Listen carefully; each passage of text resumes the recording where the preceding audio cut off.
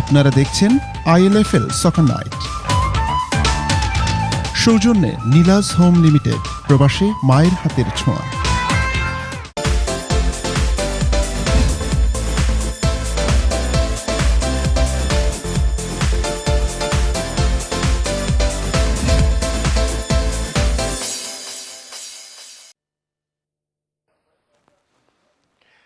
We're back on the ILFL Soccer Night show, and we're going to turn things on its head a little bit here, and we're going to look forward to fixtures to come this weekend and see if we can get our crystal ball out and make a few bold predictions. We've not done that in a little while, and I think I'm good at this. I think I'm better than the rest of them anyway at this. So let's have a look at the Premier Division. There are only two fixtures taking place in the Premier Division this weekend. That's Bromley up against Stepney and London Tigers against Leytonstone.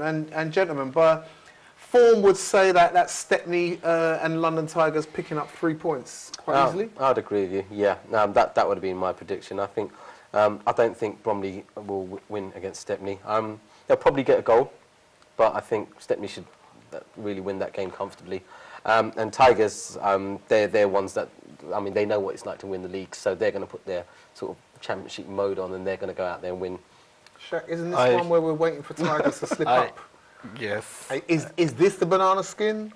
I think so. I think it would be 2-1 Leytonstone. Really? I really do. Wow. And I think, I know you said Bromley's not going to win.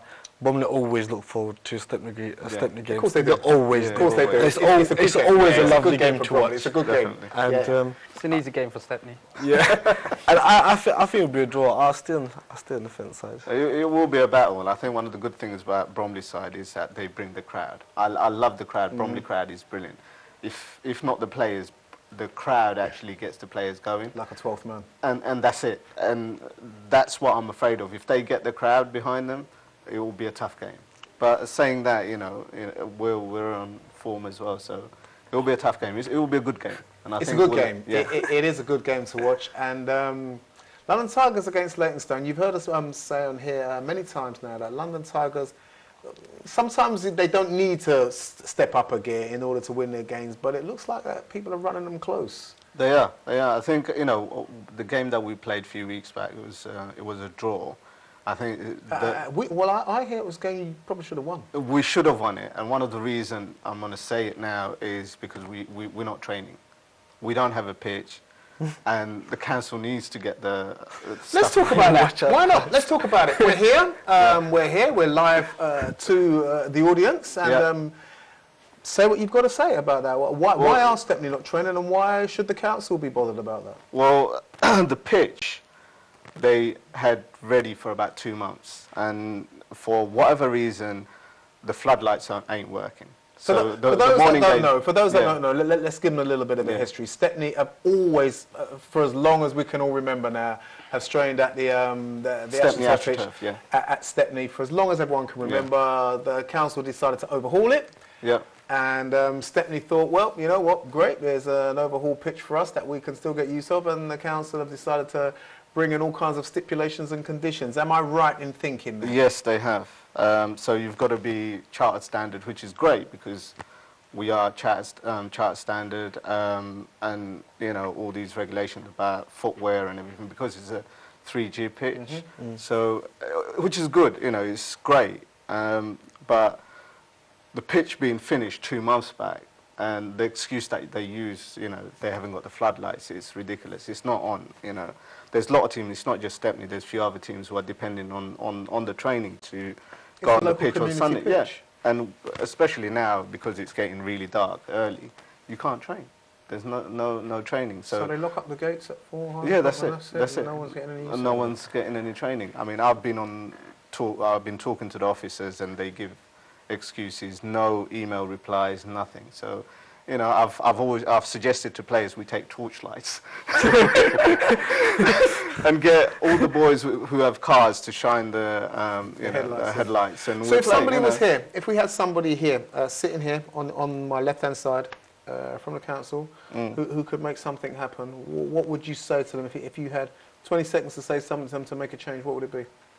I say, they need to sort it out, because all the teams who are, we're running a team which is like 200 young people, and we depend on the training to perform on the pitch. And plus, we're keeping some of the kids off the streets as well.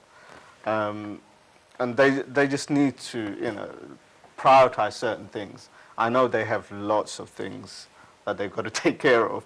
I guess football pitch is last on the mind, but you know, it's important to us, it's important to the community, it's important to Tower Hamlets as a whole, because I mean, there's so many teams in Tower Hamlets, and you know, they depend on the training in order for them to win the league or, you know, progress. And you're also, you know, when you have training, you get parents come in, other young people come in and watching the training, and you know, you're trying to engage the whole community to actually, you know, participate in something. And if you haven't got a venue, then you're kind of lost with that venue, really. Ruka, I'm going to ask you something as a youth team manager and ask you to put another hat on. Is football priority in Tower Hamlets? Yeah, I would agree. Yeah, absolutely. so. I'm asking you the question. Yeah, I I'm don't think that's not an easy answer. Yeah, of course. I think You know, so. I grew up in Tower Hamlets. I live and breathe football ever since I was a kid. You know, and wherever you can play football, you played football. You know, that's it. You know, if you love the sport, played on grass, played on concrete, played on halls, indoor halls, wherever we can play football. If there was a ball there, I'd be kicking around, and it's so important. And just to go on from what Akik said about why it's important to have a pitch to train as a league, and you guys organise a really good league. You would want competitive football. You want to see good games week in, week out. And as much as I've got a young squad who should be fit and healthy, right? If they're not training, then, you know, it's the other aspects of the game. You know, you can go home, go gym, you know, stay fit yourself. But in terms of the quality of football, improving your game, that happens in a training. And I can't do that at the moment. And I can't part my knowledge onto these kids, you know, and what I want certain right wingers, certain strikers, certain defenders to do on the pitch, and especially with Tariq and Shadu there, I'd want them to put their experience on these kids. You know, it's so to me, you know what, win, lose or draw, right? If I see a kid in Tower Hamlets just go better and get better and get better, you know, we all sit here when we speak about Tariq back in the days, how good he was, you know, Zar and all those other Stepney boys, and how many trophies they won.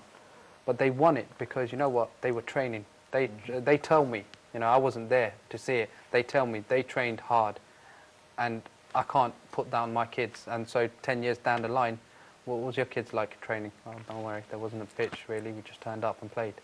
But you were part of. You knew how. I'm there. I mean, I know, you knew how games. but you see, but I don't want to say anything because I don't want to be seen to be influencing the conversation here, and I don't want to hear where it is now because that was then, and this is now, and I want to hear that the passion is still there and the enthusiasm. Like I said, we had Bromley Juniors on here last, and virtually the same things were being said then. We've had a number of guests, numerous guests on here over the last year, and everybody's saying the same thing. And why I asked the question about football being a priority in Tower Hamlets is because it is.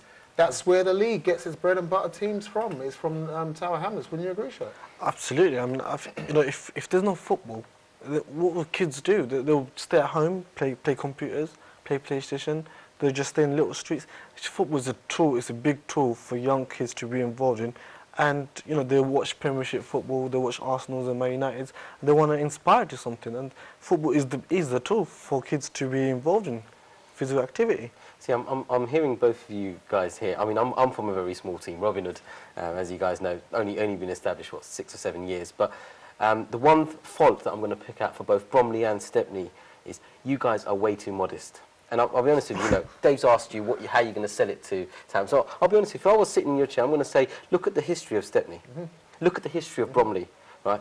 I mean, Bromley's got they had their basis sort of Mana School, more or less, isn't it? And then Bromley Barbosa. We have a football pitch which is concrete, but we still manage to get kids out we want to. No, but I mean, with these guys, I mean, they've had everyone knows, you can't step into Stepney and train your team before these guys have had their training done, but the colourful history You know, the fact that you're not actually out there trying to canvass and get kids to come and join you. Isn't it more so the other way? Kids want to come and join Stepney because they see the colourful history. And I think you guys have not showcased that well enough. Right, the council needs to see that actually Stepney, one of the most established teams, the most colourful team in the borough by far. Most teams, yes. Yeah.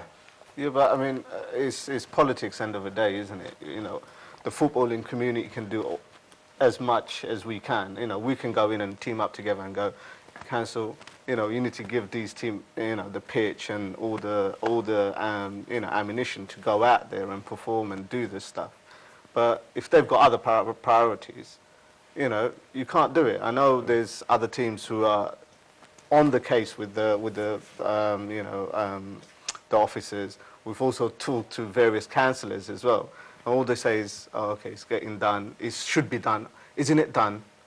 You know, I will tell you something from a small team. Yeah. If Stepney was to raise their voice, as a small team, I would come and back it, and I would actually say, you know what, we know Stepney well enough, we see the structure in place, we want to see them secure that because they're a good model. And you know what, I don't think you guys realise how much support you actually have, and probably why you've been so quiet, but there is a lot of support out there for you guys. Fantastic. It's nice to know. I think all of you out there need to know that this show does go out twice a week. This is the live show, and we air another show that is aired at another time. In another place on another day of the week. It's recordable and can be presented to anybody as evidence. Let me say no more. Tia King. Let's move on to the First Division results, fixtures, I should say, beg your pardon, that are going to take place this Sunday. They're here for you on the screen right now. Bow are going to be the next victims of reach out, perhaps. Maybe they'll have something to say. They're sitting third in that table. Burdett and Weavers try to sort themselves out at the bottom of the division. SCTA, they don't want St Catherine's to be a banana skin for them as they try and hang on to the tails of reach out.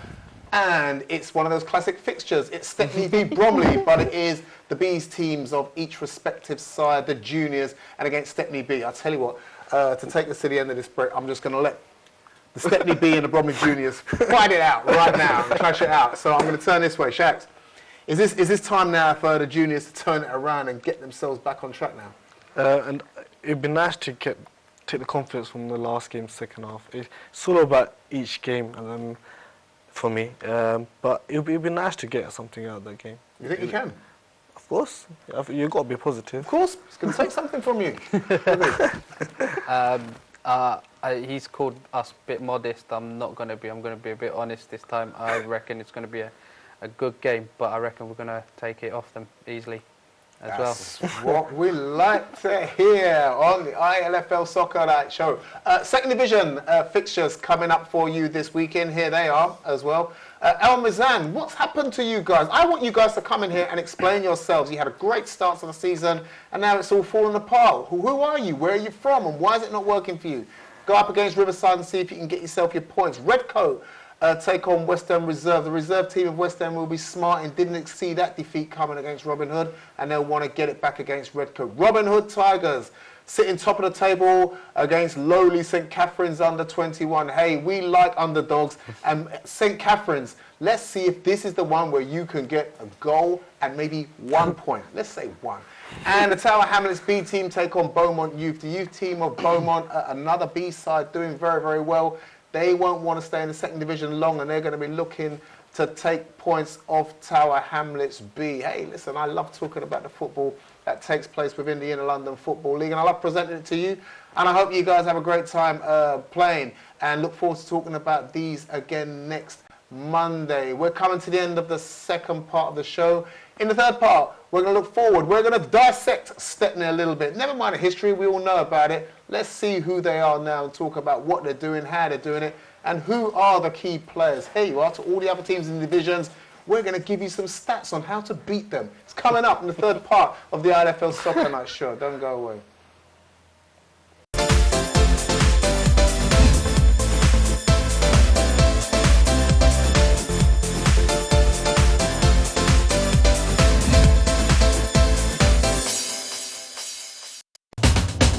আপনারা দেখছেন ILFL Soccer Night।